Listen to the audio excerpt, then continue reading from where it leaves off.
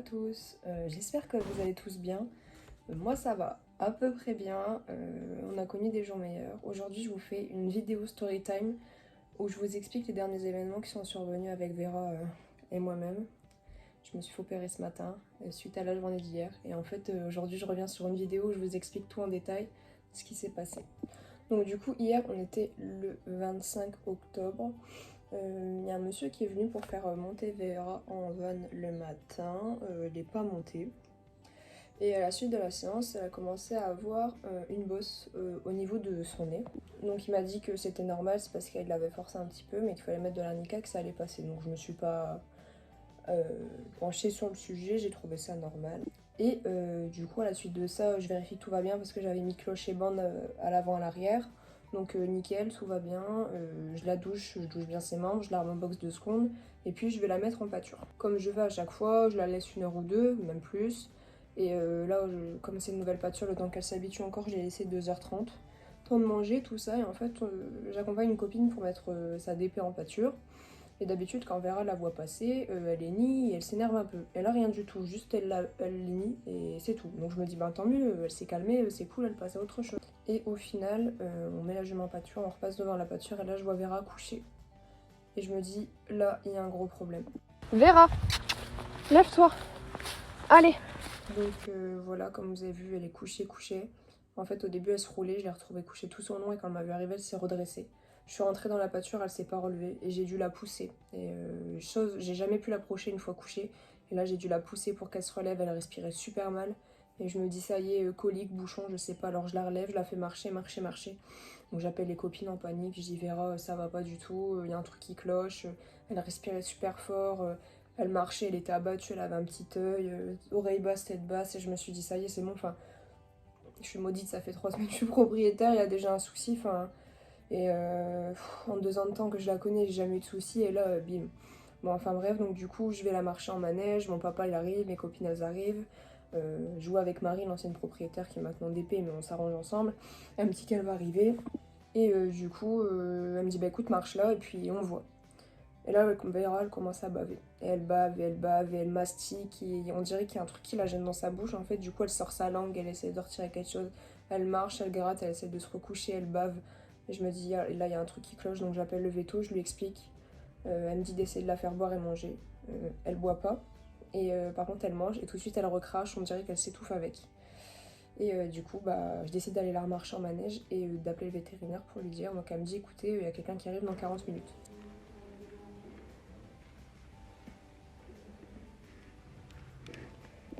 Du coup, je la marche, elle continue à baver, je la laisse un petit peu dans le petit manège, je reste avec elle tout le temps. Le vétérinaire arrive, je la remets au box, parce qu'il me le demande.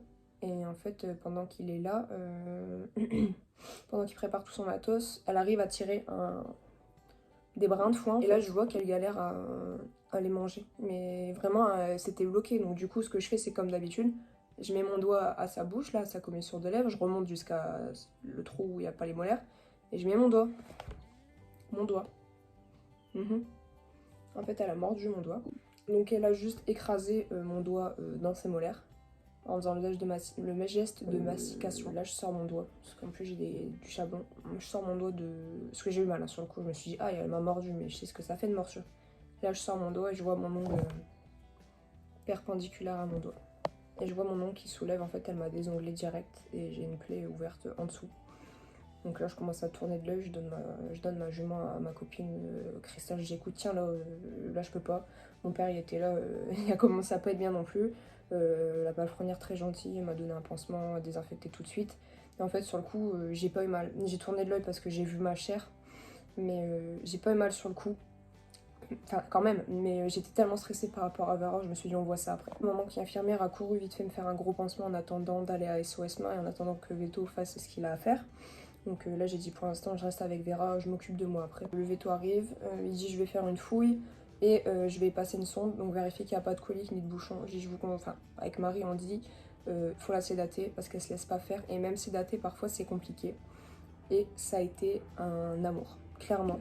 On a été hyper contente et hyper rassurée parce qu'il l'a sédatée. Voilà, on était dans le gaz, il a pu la fouiller, il a sorti du crottin, il a dit il n'y a pas de colique, il y a du transit, il n'y a pas de colique. Il l'a sondée, ça a été trop dur par contre à regarder, vraiment. C'était dur parce que déjà les piqûres, moi j'ai du mal sur moi, alors sur elle voilà. Alors il fallait porter sa tête, franchement on a été là pour elle au maximum. Il l'a sondée, il l'a fouillée, il a vérifié que tout allait bien. Il a dit écoutez, moi je vois pas, seule solution que je vois c'est l'œdème qui est sur le nez. Peut-être que ce matin ça a appuyé sur les nerfs qui font qu'elle a du mal à mastiquer. Ou sinon il y a un truc coincé derrière la mâchoire et on essaie de l'ouvrir la bouche et là compliqué, même c'est daté, donc il dit moi je vois rien. Donc je laisse couler. Il lui a injecté de la cortisone, donc j'ai dû porter sa tête pendant qu'il a injecté la cortisone et tout. Et il injectait de la cortisone et il lui a dit, pardon, il m'a dit de le rappeler dans 2 jours si ça allait toujours. Donc j'attends qu'elle se réveille, qu'elle reprenne ses esprits correctement. Une fois que ça va mieux, on retire le foin, on retire l'abreuvoir, on met un seau et on met un panier jusque le soir pour être sûr qu'elle mange pas et qu'elle boit un peu quand même. Parce que c'est daté et encore un peu dans le gaz, on sait jamais. Une fois qu'elle est stabilisée, je cours à SOS Main à Lille avec mes parents. En 1h30, 2 heures, c'était fait. Constat, ongles désanglés, pas de fracture, mais os un petit peu atteint et infecté. Donc ils me disent, bah écoutez, rendez-vous demain matin 7h30, vous passez au bloc. On sort de là assez tard, je repasse au cheval, vérifier que tout va bien. Marie était passée également. On a retiré le panier, on a mis le foin, elle mange, mais elle galère encore. Mais voilà, donc on doit lui mettre du Gastricalm matin et soir pour protéger son estomac contre la cortisone qui peut lui faire mal, donc on doit utiliser pendant 5 jours. Donc cortisone, elle l'avait eu par intraveineuse hier, du coup en piqûre. Pour mon traitement, là, 1 semaine de pansement, comme ça, tous les jours. On refait mon pansement, donc ma mère, l'infirmière, elle va me le faire. Et une fois tous les 2 jours par la suite, et dès que ça commence à se réparer un petit peu, à être moins abîmé et moins infecté, on pourra retirer les pansements tout doucement. Mais là je suis partie au moins pour 2 semaines je pense. Et repousse de l'ongle estimé à 1 an. 1 an pour avoir un ongle qui pousse. Donc du coup je rentre chez moi ce midi, comme je peux pas conduire, ma mère m'emmène voir Vera. Elle était passée ce matin à 5h du matin pour vérifier que tout aille bien parce que nous on avait peur.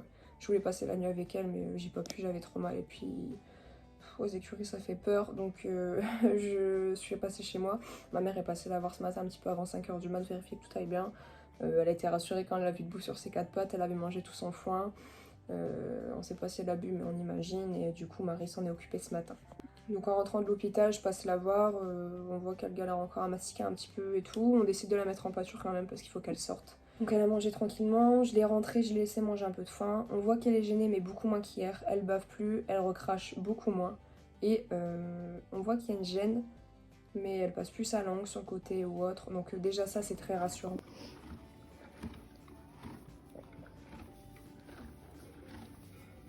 À la suite de ça, j'ai été la faire brouter du coup en pâture, donc elle broute correctement. Un petit tour de club. Et je lui ai redonné du foin déshydraté avec de l'eau. Elle en a mangé, donc ça lui fait une petite ration en attendant. Foin à volonté toute la journée. Et puis petite douche des membres. Je peux pas encore faire les pieds et j'ai pas préféré brosser pour le moment parce que j'ai super mal encore en dessous de l'épaule. Mais en tout cas, je suis contente parce que ça s'améliore et c'est encourageant. Donc là, elle reste quand même sous surveillance. Pas de travail pour le moment. Pour l'instant, on n'envisage pas du tout de reprendre le travail, que ce soit de son côté ou mon côté. Donc petite pause, on va reprendre les bases petit à petit. On va en profiter pour faire du travail à pied, de la longe, renforcer les liens. Et puis voilà, mais en tout cas, jeu positif pour la suite.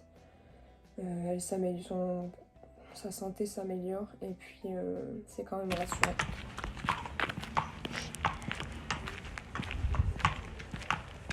Je suis à 100% transparente avec vous et vous le savez depuis le début sur mon compte Insta, mon compte TikTok, c'est comme ça. Et je me devais de vous partager ce moment. Donc voilà, je voulais vous faire un petit point par rapport à tout ça. Et je voulais vraiment tous vous remercier pour les dizaines et les dizaines et les dizaines de messages que j'ai reçus sur Insta pour nous souhaiter du courage à toutes les deux, que ce soit pour Vera, que pour moi, pour mon doigt, enfin, et vraiment merci à tous et je vous remercie énormément du fond du cœur de tous les messages que je peux recevoir dans les bons comme dans les mauvais moments. Voilà, je voulais juste vous remercier. Je vous fais des gros bisous, je vous dis encore merci beaucoup et puis à bientôt et j'espère que tout ira bien. Bisous.